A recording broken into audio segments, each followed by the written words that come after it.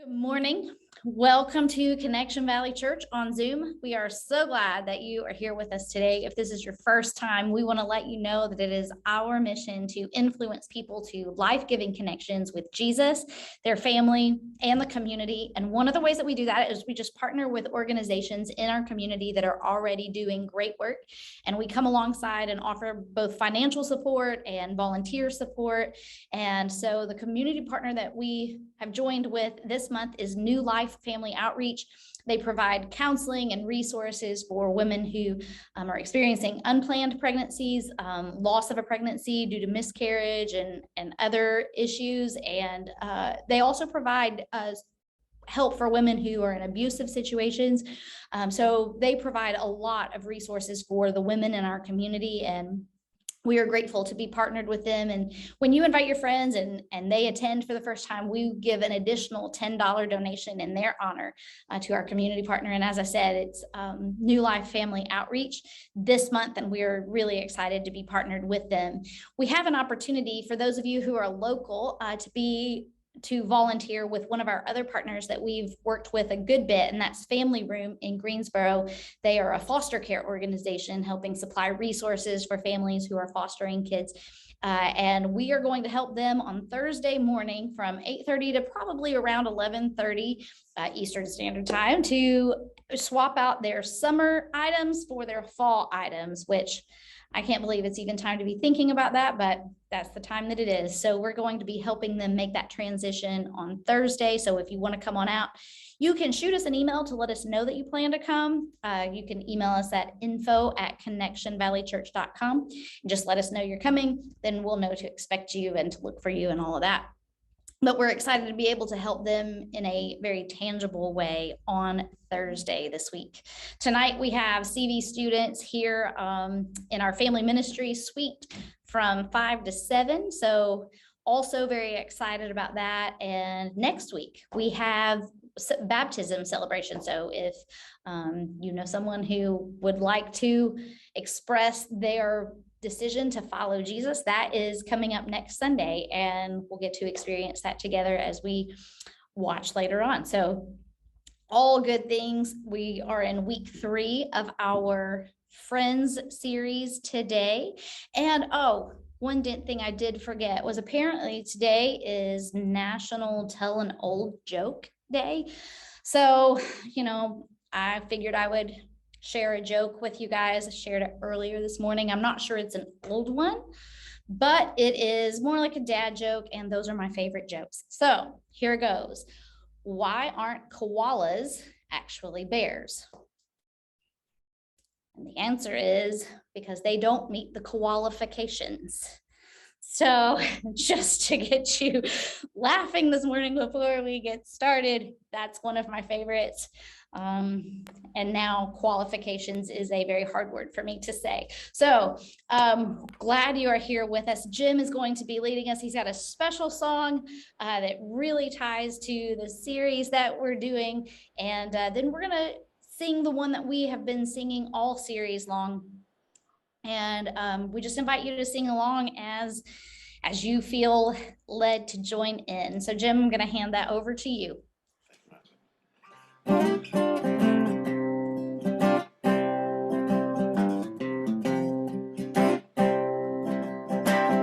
Say what's wrong with you, my friend? Is something bothering you? Tell me what the problem is. I'll see what I can do. There's time to disagree. We agree more than we don't. We won't always see eye to eye.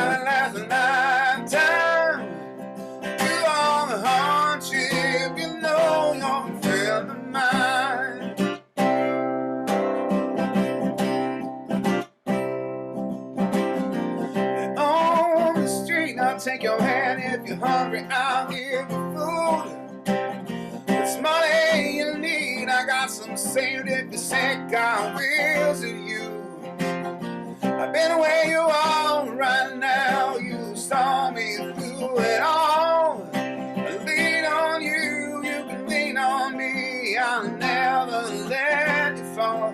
'Cause we got a friendship that kind of lasts a lifetime. Through all the hardship, you know you're a friend of mine. Because we got a friendship that kind of lasts a lifetime.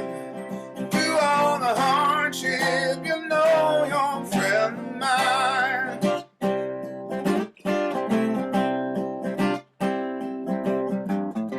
Talk to me, my own, about mine. I feel you can go on.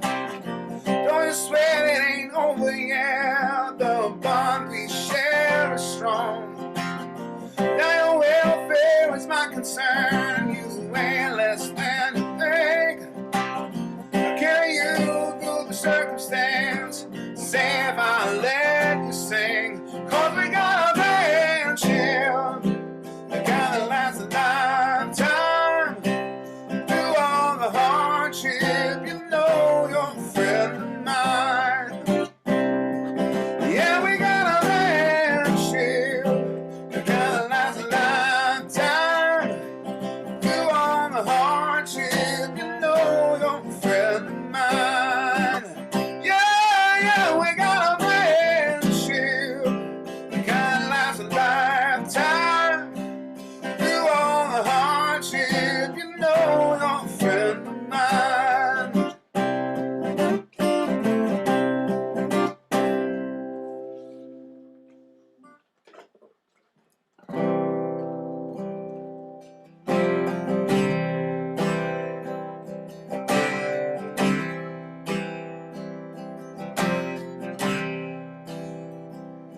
I remember those melodies, those words we sang when I first believed.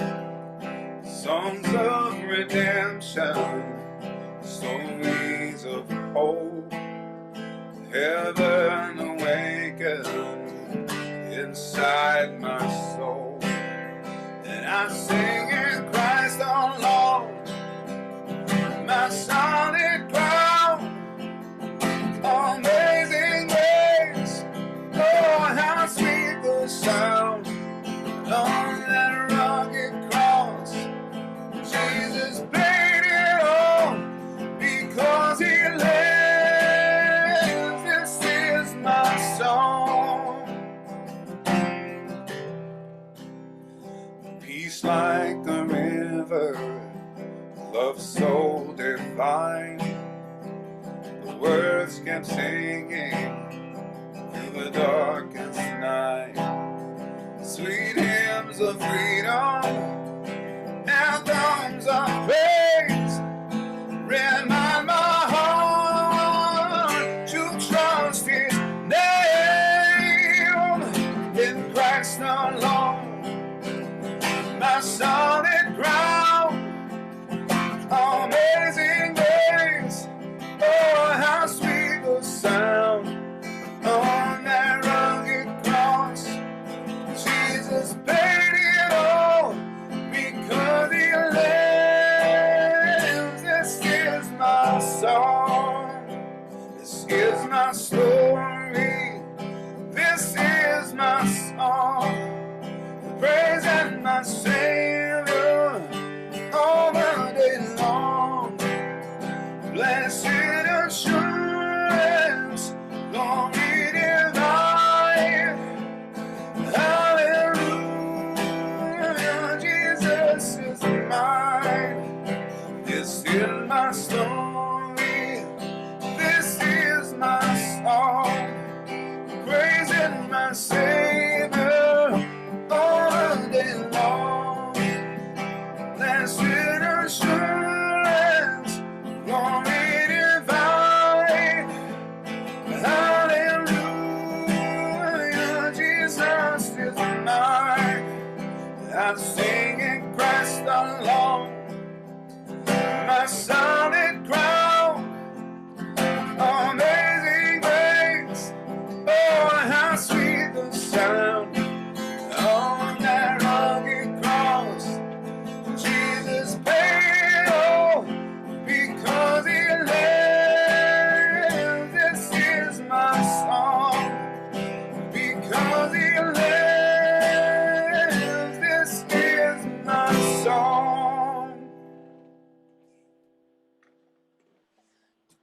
Jim, thank you for that. That's a great way to get us rolling here today. And I want to start by asking you a question. And this is a question I want you to participate in. So whether it's with the people that you're sitting in a room with, watching like our family ministries volunteers are right now, or whether it's through the chat, or if you want to speak into this, like I'm going to be really daring here, you can speak into this. I want you to think about the top 5 qualities you look for in a friend. So when you think about like your closest friends, what you really want in a closest friend, what are your top 5 qualities? And this is relevant because we're doing a series on friends. And we also actually asked people this past week on our social media channels to let us know what their top 5 qualities they're looking for in a friend, with a promise to win a gift card if they were to participate. So you can still do that if you want to go back on Instagram or on Facebook and weigh in on this. But top 5 qualities you're looking for in a friend. So in our chat, or if you just want to pipe in, now is your opportunity for the next maybe 30 seconds to a minute. I'm just going to sit back and kind of take it all in.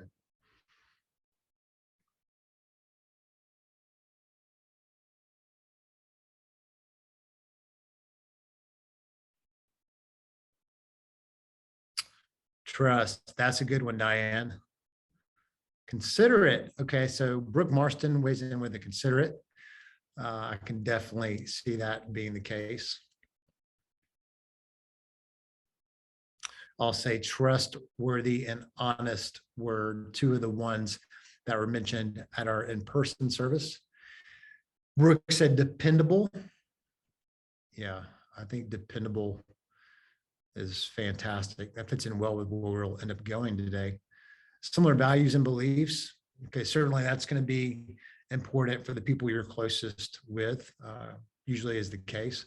Same values, intelligence, kindness, honest, and responsible. That's from Sherry Chapman. Good to see Sherry back today. Charles put loyal. Loyal was the number 1 answer in our last service. Diane says accepting of me as I am. Wow, that's powerful. Yeah, those are good answers. Fun, loyal, honest, kind, and understanding. So Chelsea said fun, loyal, honest, kind, and understanding. Those are good ones too. It's great to be around people that like to have fun. I think so much of life is not so much fun. So I definitely can see that being a good one. I imagine that if you're watching right now or later, that you would have some of those same qualities on your top 5 list. And if you've got people with you that you're watching with right now, I imagine you probably heard some of the same things that were mentioned through our chat. Now, one of my top 5, we're going to actually talk about at length today. And when someone doesn't possess this quality, I really have a hard time being close to them. As a matter of fact, they're not going to be in my inner circle. Now, it doesn't mean that they're perfect at living this out, because none of us are perfect. We all make mistakes. There's certainly a lot of room for grace. But I find it to be really difficult to be close to anyone who doesn't possess the quality of reliability. And that lines up really well with dependable. I think they're very much synonymous. But reliability is so valuable to me. And on the flip side, when someone is unreliable, I think that's like the worst. Now, it's not really the worst, but for me, I have a really hard time with people who are unreliable. And I'm going to share with you a very extreme example of someone being unreliable in my life. And when you hear this story, it may be surprising to you, but I'm going to share it because I really was burned by the unreliability of another person in the past, multiple people. And this happened when I was a youth pastor. And I was a youth pastor of a church a few years back that at one point had about 300 kids coming to their weekly worship service and get together, the one that we put on, and then followed the big group worship service by going to small groups that were led by adult volunteer leaders. Where we are now with Connection Valley, we have a very similar setup, except it's not quite 300 kids. But we have dedicated leaders like Diane and other people who show up on a regular basis to be small group leaders, much like we do on Zoom after this service and after our in-person service, to have a conversation about what we talked about. But in addition to that, these adult leaders are with the same group of kids on a regular basis, and they provide some spiritual accountability, some spiritual belonging, and care. And so the role of a small group leader in middle and high school ministry, what's really important. You think about middle and high school, and most of you watching right now are not in middle and high school, but you remember what it was like to be 12 years old or 16. And you may be able to point back at adults in your life who were actually really instrumental, or maybe people who didn't come through for you. And so we wanted to provide parents another voice in the life of their kids to help them grow spiritually. And so we took this very seriously, because when you have 300 kids coming, well, it's not just the youth pastor that can really be that person for them. You have to have other leaders, adult volunteer leaders in the lives of these kids. And so we would go through a process of background checks, which really important, because a background check can show you some things you need to know. We do that now with all of our family ministry volunteers, background checks. We would do interviews. We would ask people about their God story, how they came to know Jesus. We would ask them about why they wanted to volunteer. And so we would go through a vetting process just to make sure that the adults that we were putting with these kids would be good examples and people that could be there for the kids on a regular basis. And one of our expectations was that people would show up on a regular basis, and that if you weren't going to be there, that you would communicate that you would be out, which is amazing to me as I look back on this, that some people just wouldn't tell you. Like, they would sit through an orientation with us or an ongoing training, and we'd be like, hey, just make sure you let us know when you're not going to be there, because when you have close to 40 small groups and 300 kids, and the adult you're planning on leading that small group of 6 to 12 kids isn't there, and that happens on multiple levels, well, it's chaotic. And so we really emphasize certain things like that, but we also emphasized character and the importance of how an adult would manage their social media, and being careful that, you know, what you put out there, these kids probably going to see, and maybe even their parents. And so you need to be wise in how you post socially and social media. You need to be wise in how you conduct yourself when it comes to substances. We were specific about some of the things that we had expectations for in that regard. And then sexual activity. We expected people to be a good example when it came to sexual activity, because you can't take someone where you're not going yourself. And we wanted our volunteer leaders to be good examples, which made what happened to me a few years, well, several years ago now, very difficult, because I had a couple leaders within the span of about a week who ended up being very unreliable. And the first instance of this happened when a man said, hey, Brian, I need to meet with you. And he was pretty insistent. And so I made time to meet with this gentleman. And then he came into my office and he said, I need to let you know that one of your adult volunteer leaders is having an affair with my wife. And I remember going, because in my mind, I'm thinking about the residual impact of this, not just for this family, which is horrible. I saw the heartbreak in this man's eyes. But I'm thinking about the students. I'm thinking about the parents of these students, and just like in my case, I'm thinking, okay, how am I going to handle this situation? And first of all, I said, well, how do you know? Because I didn't want to assume that this was true. And he said, well, I've had a private investigator following my wife and have pictures of them meeting up at a hotel, and I can show you the pictures. I'm like, no, I'm good. So I then had to make the awkward phone call to this gentleman who was a middle school leader in our ministry to say, hey, this is the information that came to me. Can you help me understand this? And he's like, yeah, I'm having an affair.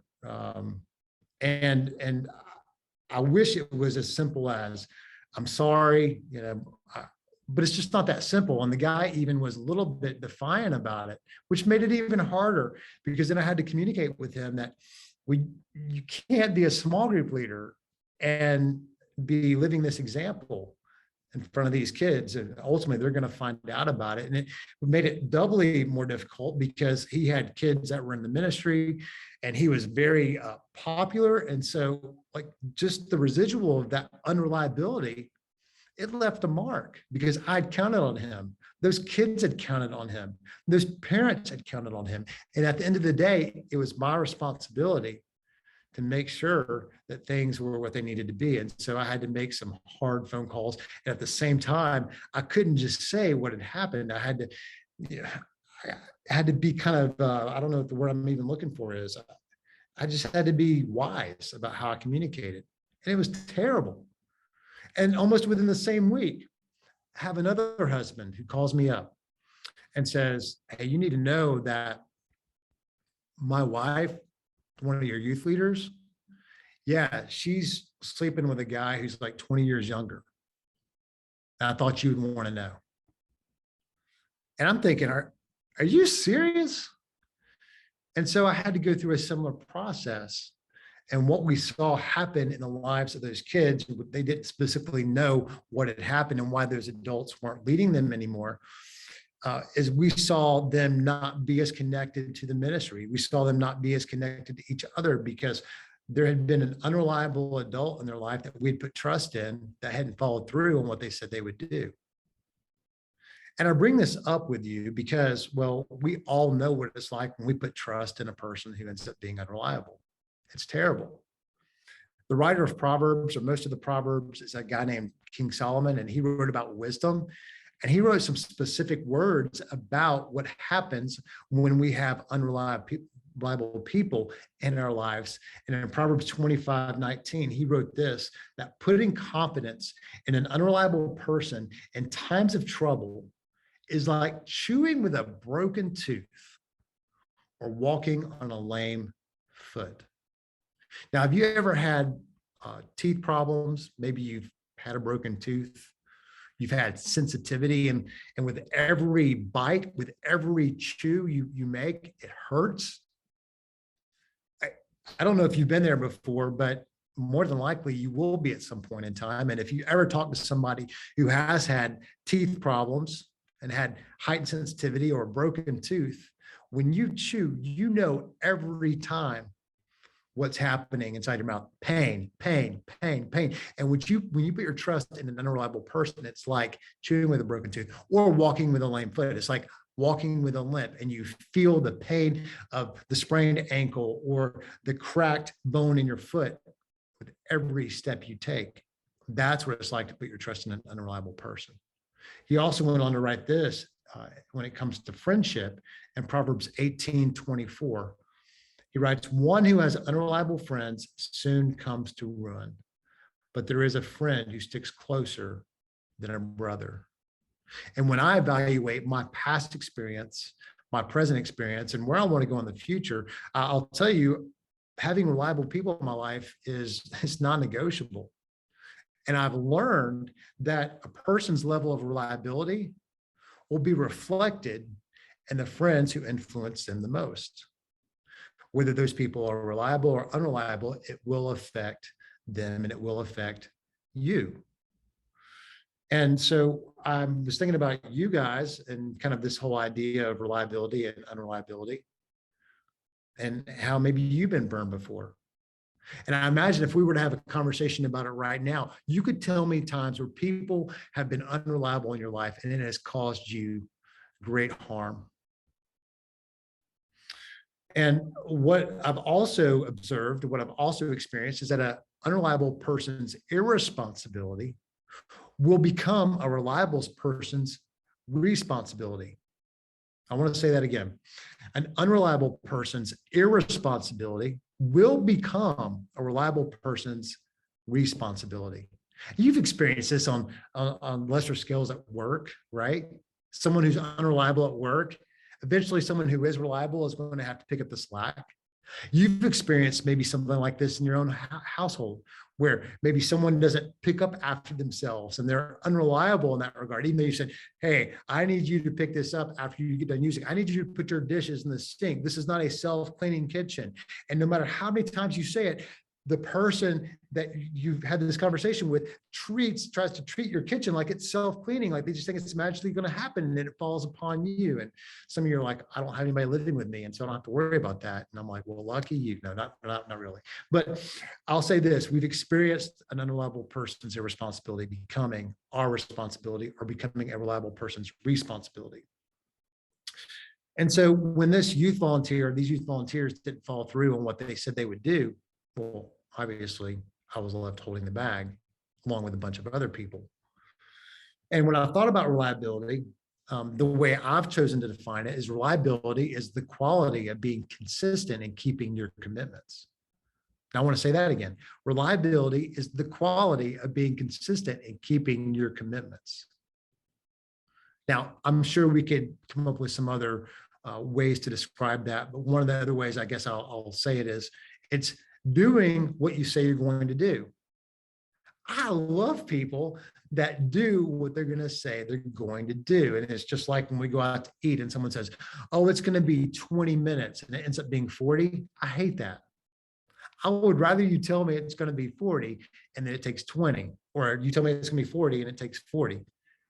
But man, when you get misinformation and someone says something that's different than what actually happens, well, I don't like that very much. I thought it would be fun for us to maybe assess our own reliability, because we often attract who we are. And so we're going to do a reliability assessment that's not based on anything scientific. It's something I made up, but I'm going to throw out some qualities of what I would consider a reliable person. And you can maybe assess based on my reliability assessment on whether or not you're reliable or not, or maybe you want to think about somebody else, because sometimes it's more fun. So the first one is, you are responsive to personal electronic communication in a timely manner. Now, Brooke and I had a conversation about this, and she says, I guess it all depends on what our idea of timely is. And I get that. But have you ever sent out something that you need from somebody, like you really need it, and they don't respond at all? It's like, I can't keep up this. I can't do this work unless I get a response from you, or unless you sign this document, and you're not responding at all. Like, I'm being held up. I need to know. Or maybe you've texted somebody and it's like a real straightforward text, and they don't text you back, and then you're like starting to wonder, oh, are they mad at me? Now, I do think some people are unreasonable in this regard. Like, if you text somebody, you shouldn't expect a response right away. Like, sometimes I'll personally take breaks from my cell phone because I don't want to be the person that's so connected all the time that I'm distracted, because I can get distracted easily. I know it probably surprises you, but I can. And so sometimes I'll take a break from it. But man, I tell you what, we're being responsive to personal electronic communication. Well, I think it's important. Or how about this? You do your best to leave places and people better than you found them. Don't you love that? And some of you are like, I don't think about that. But I love it when someone views where they go and the people they're with, that, hey, I want to leave them and I want to leave this place better than how I found it. When a person does that, I'm like, ooh, you've risen up in my eyes. How about this? You keep your word and your promises. We've kind of already talked about that. When you say, I'm going to do this, you do it. And you know what? You may do it even better than what you say you're going to do. That's just amazing. That's next level. That's fantastic. Or how about this? You prioritize family and friends over work and extracurriculars. And I shared this one in our last service, and someone it kind of, I guess, hit them a little bit directly because they've really struggled with this. But here's the thing about work. You will be replaced one day. Either your job will no longer exist, or someone's going to replace you in that job. And when it comes to extracurriculars, one day you're not going to be doing those either. But at the end of the day, you're irreplaceable as a father, as a mother, as a son, and as a daughter. So prioritizing family over work and extracurriculars. You show up early or on time, when you have made a commitment, and you communicate when you're going to be late. When someone is scheduled to meet me and they let me know they're running late, it really doesn't bother me. But when someone's late, I'm like, and especially if I got something on the other side of it, that's rough. So that communication is part of reliability. How about this? You keep a calendar and prioritize margin. I've been shocked at some of the kids I've worked with over the last several years that have come out of college. They don't keep a calendar. They're like, oh no, I got it right here. And I've actually had some working with me who have forgotten what they said was right here because they didn't keep a calendar. And at the same time, some people have their calendar so full, they don't have the margin for any kind of error to happen or any kind of variable to happen. And so margin is important to prioritize. Rest is important to prioritize. But that's part of being reliable on my assessment. Got a few more of these. You keep your commitments even when a more attractive option is presented. Now, I totally get it. When you've made a commitment to somebody, and then something else comes along your way, and it's actually more attractive, it's real easy to want to blow that first commitment off.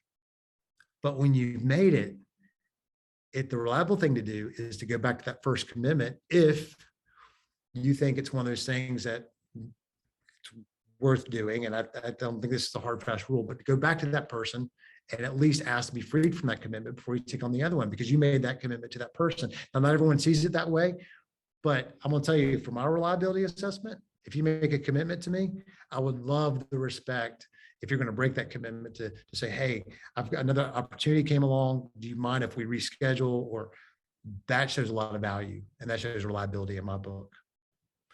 How about this one? You take initiative to ask questions when there's a lack of clarity. Oftentimes in life, there's a lack of clarity with communication. And if we're unclear, we don't ask questions, well, I mean, I guess you can blame the leader if you want to, or the person maybe who's communicating. But when someone fills in a gap with a question, not an assumption, that goes a long way to let me know that they have my back. So when there's a lack of clarity, when there's a fog, to clear up the fog, ask questions. If someone doesn't like it, well, tough for them. Few others here. You look for ways you can offer your strength to others. This morning in our family ministries environment, a girl was asked to pray, and she's a middle schooler, and her name is Lily. And Lily was asked to pray, and she was really reluctant, but she prayed an incredible prayer. And at the end, she said, Lord, help us to be creative in the way we bless others. I was like, that is an incredible prayer. Lord, help me to be creative. Help us to be creative in how we bless others. In other words, how we offer our strength. I love that prayer. That's going to be riding with me all day. 3 more. You accept responsibility when you fail, so you don't try to blame other people. You do the right thing when it's the hard thing, and you're willing to be held accountable. You're willing to be held accountable. We were meant to do life together. We were meant to do life in friendship. We were meant to have community. And when we push away accountability, we're in danger of becoming unreliable. A person who is willing to be teachable and be held accountable is going to be someone that you can trust to be reliable. So with all that said, the question I want to ask is, are you reliable? And this ties in really well to this series we've been doing on friends. And today we're going to contrast the reliability of a guy named David and Jonathan versus a guy named Saul. And these guys existed 1,000 years ago. So a long time ago, or I'm sorry, 1,000 years before Jesus. And so like 3,000 years ago. So it's a long time ago. But some of the issues of reliability and keeping your word that they were dealing with, what we deal with right now. And so we're going to go back, and I just want to catch you up in case you've missed the last couple of weeks. These guys existed 1,000 years before Jesus. King Saul is the first king of God's people, the Israelites. Jonathan is Saul's son, who would be the heir to the throne. And there's a guy named David who ends up becoming the second king of Israel because of Saul's disobedience and disobedience to the Lord. And then I was going somewhere with that, but I completely forgot. Oh, David was Jonathan's best friend. So they were best friends. So it was a little bit of this weird triangle of King Saul, David, and Jonathan. King Saul and Jonathan, father, son. David going to be the guy who becomes the second king of Israel. And then Jonathan and David being best friends. But we started this series in 1 Samuel chapter 15, talking about Saul's disobedience to a group, to the Lord, and not following through on what the Lord asked him to do. And this wasn't the first time that it happened, but as a result of his disobedience, he lost the ability long-term to be the king of Israel. And it was in the next chapter that David was chosen to be the next king. Now, just talking about this like we are right now, that doesn't seem like that big of a deal, but it would have been absolutely shocking because David was not from a family of prestige. He was from a family where they were poor. They didn't have a whole lot. He had a bunch of older brothers. He was like number 8 in the order. He was the youngest, and the youngest oftentimes were overlooked. And so David was chosen by the Lord to the prophet Samuel to be the next king based on Saul's disobedience. So you tracking with me? So again, I'm going to skim over some of these things, but David also happened to be an accomplished musician. He played something called the lyre, which is another word for harp. It was like a different version of a harp. And so he could play some melodic tunes that would soothe the soul. And Saul, King Saul, after he found out the kingdom was going to be taken away from him, began to be tormented by evil spirits. And so Saul was constantly in this state of disrest. He was in this state of internal conflict, and he was fearful, and he was jealous, and he was all about self-preservation.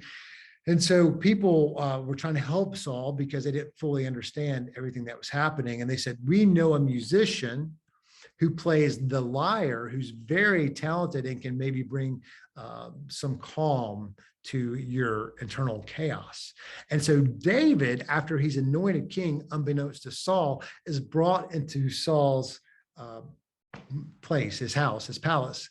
And he's there to play the lyre to calm King Saul when he feels the torment. And it's around this time, as David's doing this, that Goliath, who is one of the most famous big people in the Bible, pops onto the scene. And Goliath was 9 foot 9 inches tall, like 9 foot 9 inches tall. I can't even imagine what that would be like to see a 9 foot 9 person. I've never seen someone that tall. But Goliath, who was from the nation of the Philistines, was 9 foot 9. And he's going around mocking the Israelites. So the Philistine nation and the Israelite nation, they didn't like each other. And he's mocking the Israelites, and he's saying, if any of the men on the side of the Israelites can come over and take me out, man, we'll be your servants. But if I beat any of your men in a one-on-one battle, then you're going to serve us. And he just made fun of the Israelites over and over and over again. David, who's been brought into Saul's court, eventually hears Goliath making these threats. And David's like, who is this guy? Like, we serve the living God. And so he's like indignant. He's upset about what Saul or Goliath is doing and what he's saying about the Israelites. And he's like, man, we serve the living God. I'll fight him. And people are like, are you serious? You're compared to him, you're puny. You're small. You're insignificant. There's no way you can beat Goliath. And David's like, the Lord is going to be with me. I can do this. And so Goliath and David go out to battle. You know the story if you've been around for any length of time. David, with a stone and a slingshot, hits Goliath square between the eyes. Goliath goes pounding to the ground like a tree going, timber.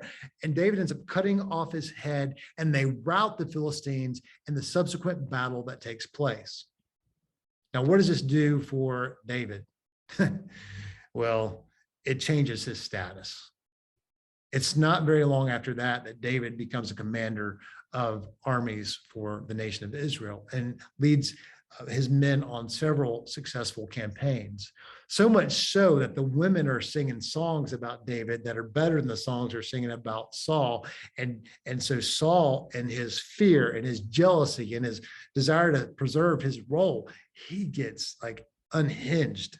And he's thinking, how can I eliminate David? Because David is the threat to my throne. And so he decides that he's going to try to get David to go out and fight some Philistines on his own. And he has this like weird plan where he's going to give one of his daughters to David in marriage. If David can bring back 100 Philistine foreskins, which is like, oh, that's weird. I wouldn't want that. But David ends up going, bet, I'll do that. And he goes out and he brings back 200 Philistine foreskins based on him going out and fulfilling this, I guess, weird request that King Saul had. And so King Saul gave his daughter in marriage to David. And so here David is rising in popularity. He's now married to Saul's daughter, one of his daughters. And he's also met Saul's son, Jonathan, and Jonathan loves David. He's like, David is awesome, and we're best friends now. And Saul sees his world falling apart. And so one of the things that he tries to do, and we saw this last week, is he tries to take his spear and he tries to stab David with it. Like he loses his mind. He's like, I'm going to take out this guy because I think he's going to be the guy to try to take my place. And so Jonathan found out about this from David, and Jonathan's like, bro, I'm going to make an appeal on your behalf to my dad and just like help him to see like how beneficial you've been for his kingdom. And so Jonathan does this. And we saw last week that Saul listened to Jonathan. And in 1 Samuel 19:6, he took an oath. He made a promise. He says, as surely as the Lord lives, David will not be put to death. You get that? I made this oath. And in verse 7, Jonathan calls David. He brings him back in, tells him the whole conversation. And so David was reinstated to his position as a commander of the Israelite army. And he's also brought back in to play the melodic tunes of the lyre for the king when he's tormented. Now, if you keep reading, you see that Saul was a promise breaker. He wasn't reliable. In verse 8, war broke out between the Israelites and the Philistines, and David goes to fight. And this is what's written about David. He struck the Philistines with such force that they fled before him. David had power not because he was big, not because there's anything special about him outside of the fact that he had a trust relationship with the Lord that was sincere and genuine. And so he had great success. In verse 9, we see Saul break his promise. It says in verse 9, an evil spirit from the Lord came on Saul. No, let me press pause there. An evil spirit from the Lord came on Saul. What's that all about? We know that in the Lord's power, he has control over whatever he wants to have control over. Ultimately, he has control over evil spirits. We see Jesus demonstrate control over evil spirits when he comes onto the scene 1,000 years later. But the Lord allowed this evil spirit, gave this evil spirit permission to come upon Saul. I would guess with the thought that Saul would then repent and turn to the Lord. But he didn't turn away from his sin. He didn't change his mind about the way he was living. He didn't change his mind about his fear or jealousy or his self-preservation, the way he was choosing to live his life, trying to live it all in his own power, not in the trust of the Lord. And so in this moment, while David was playing the lyre, spear, it says in verse 9, that Saul was sitting in his house with a spear in his hand and David was playing. Saul tried to pin him to the wall with his spear. Now, one of the things you'll see if you read 1 Samuel, which is fascinating, is that King Saul, at this point, is constantly having a spear with him. He's got this spear. Now, doesn't that strike you as a little bit strange? Like, who would walk around carrying a weapon? Well, based on this, I think someone who's really paranoid, someone who's afraid of being attacked, someone who feels like they've got to protect themselves to protect what they have. Well, that's exactly Saul. That's exactly King Saul. He feels like I got to take it all in my own hands. And so he's constantly got the spear in his hand.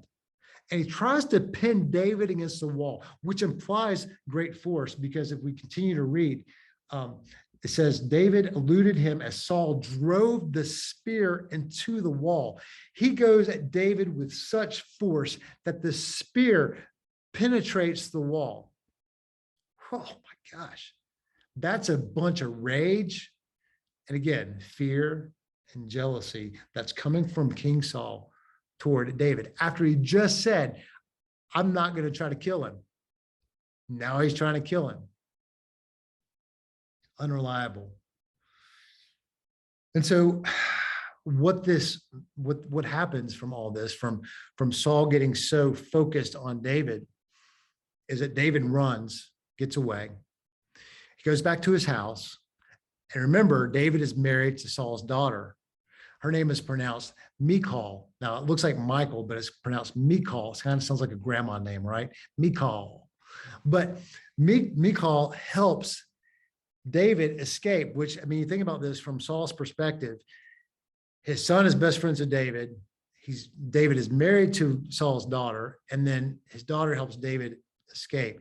Like, Saul's world is falling apart because even his family sees that David is a better man than Saul, that David is trustworthy and reliable, and Saul is not. And so David and Jonathan are able to reconnect, and we see in 1 Samuel chapter 20, verse 12, that they reconnect. And this is what transpires between them. I'm going to read the next few verses beginning in 1 Samuel 20, verse 12, because I think this is pretty fascinating in light of what we're talking about today.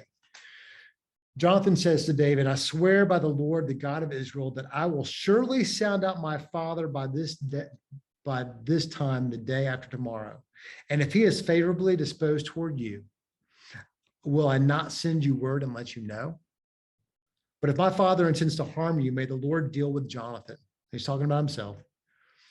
Be it ever so severely, if I did not let you know and send you away in peace. May the Lord be with you as he has been with my father.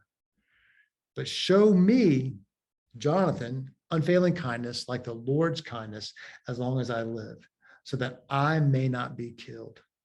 And do not ever cut off your kindness from my family, not even when the Lord has cut off every one of David's enemies from the face of the earth. So Jonathan made a covenant. This is a commitment with the Lord's blessing. He makes his covenant with the house of David, saying, may the Lord call David's enemies to account.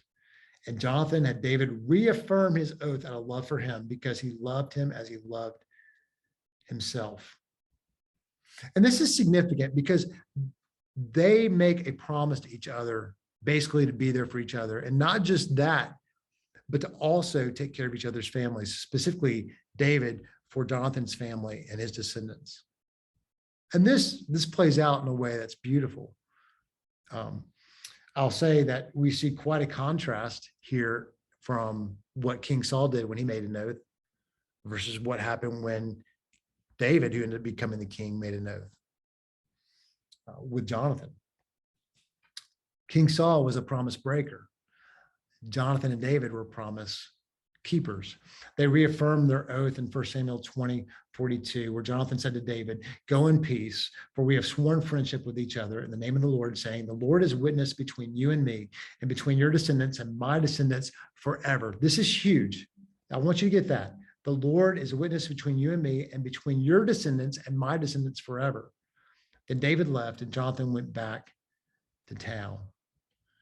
And we see this really play out when David becomes the king, and Saul's passed away, and Jonathan's passed away. When David's king, and he's thinking about this oath he made years ago to Jonathan to take care of his descendants and to honor his descendants because of the friendship they had with each other.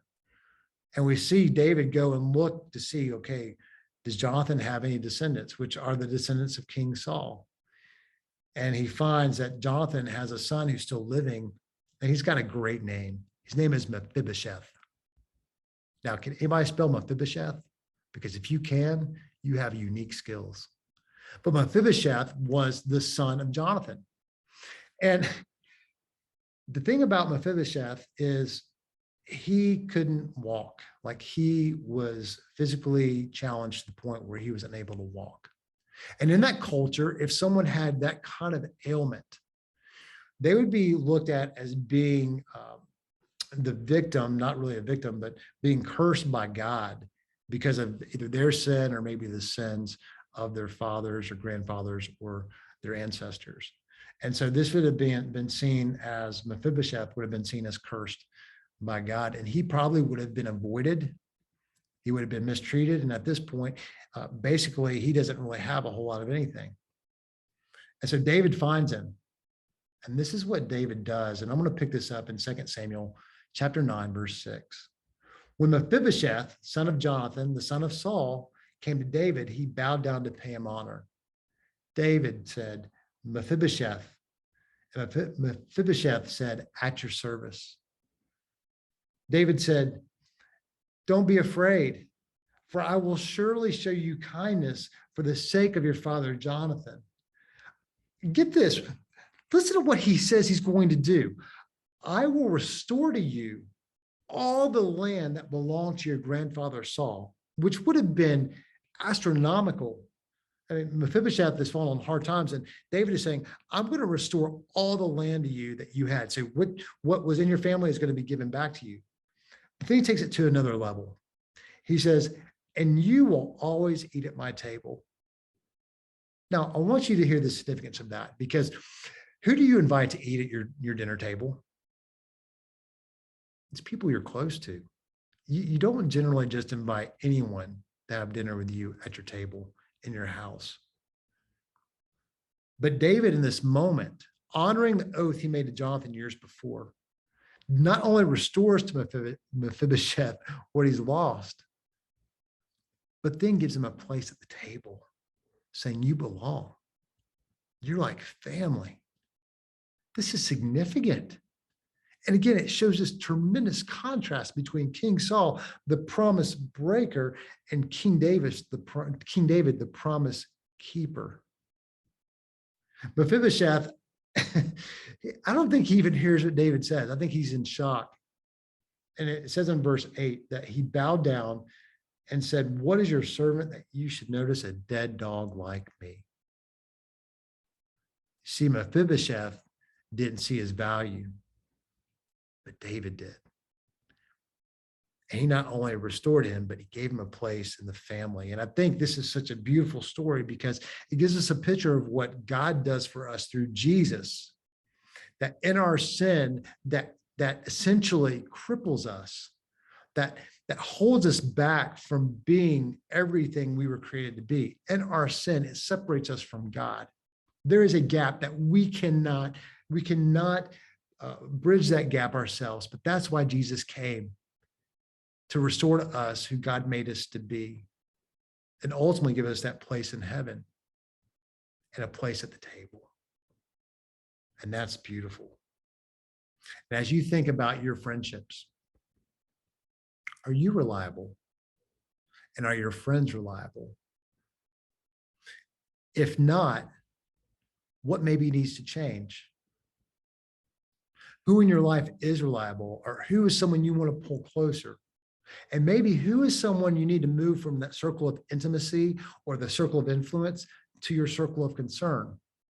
Because sometimes people need to be moved out of the inner circle to a circle of concern just because they're not reliable. They can't help you ultimately get to where you need to be. Instead of improving your quality and direction of life, they take away from it.